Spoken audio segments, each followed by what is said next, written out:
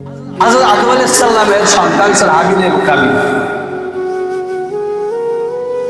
এই হাবিল ও কাবিলের যখন এক অপরের যখন দ্বন্দ্ব হয়ে গেল, সংক্ষেপে বলতেছে, এখন আদম আলাইহিস সালাম বলতো তোমরা দুই ভাই কুরবানি করো।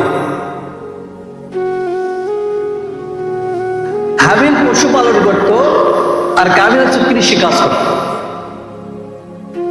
হাবিল কি করত? পশুপালন করত আর কাবিল কৃষি কাজ করত।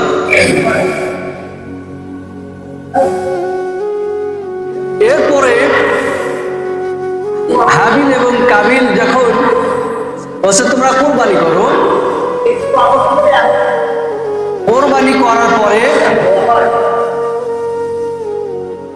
হাবিল যে পশুটা রাখলো সে পশুটা তিনি অনেক যত্ন করতেন।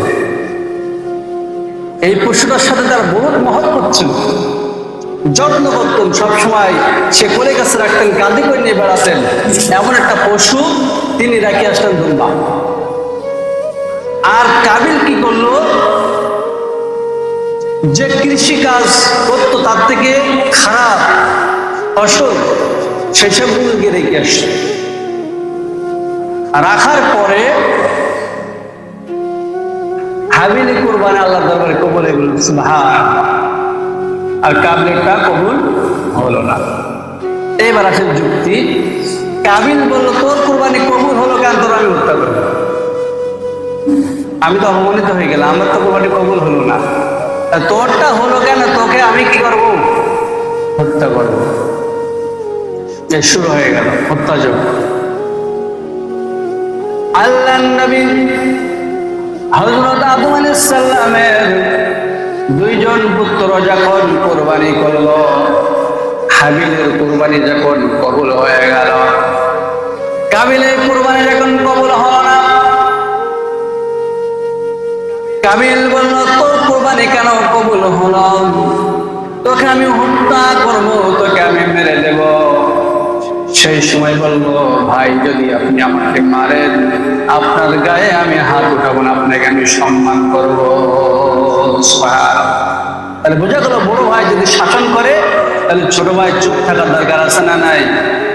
কিন্তু আমাদের তো দেখা গেলো ছোট ভাই শাসন করে বড় ভাই, কথা বলেন ঠিক কিনা? এরকম আছে না নাই?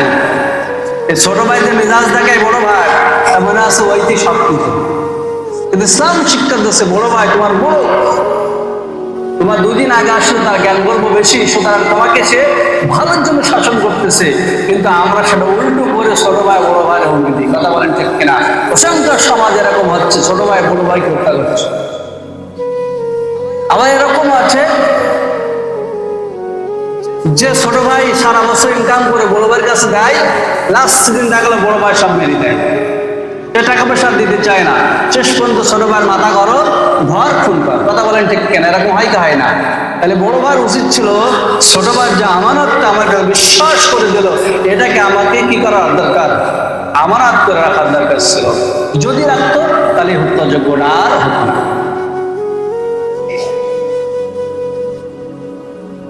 হাবিল কি করলাম? কাবিল এবার হাবিলকে হত্যা করে ফেললাম। হত্যা কি করে করবে জানে না, হত্যা জীবনেও হয় নাই, কিভাবে করবে? ইবলিস শয়তান এসে বুদ্ধি শিখাই দিল, পাথর দিয়ে আঘাত কর। পাথর দিয়ে আঘাত করার পরে কাবিল মাটিতে লুটে বলল, আর সেখানে হত্যা হয়ে গেল, মৃত্যুবরণ করলো। কিন্তু এবারে কি করবে? অনুশোচনা শুরু হয়ে গেল, কি করব আমি, কি করব? কাবিল কি করলো? ভাইকে পিঠির উপরে রেখে কাঁধে করে নিয়ে ঘুরতে থাকে, একবারে প্রান্তে চলে যায়, এক বড় প্রান্তে চলে যায়। ভাইকে হত্যা করে ফেলেছে, কি করব বোঝা যায় নাই।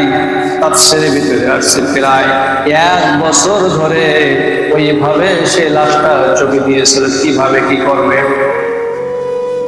6 থেকে 7 মাস বা 1 বছর এরকম আসছে।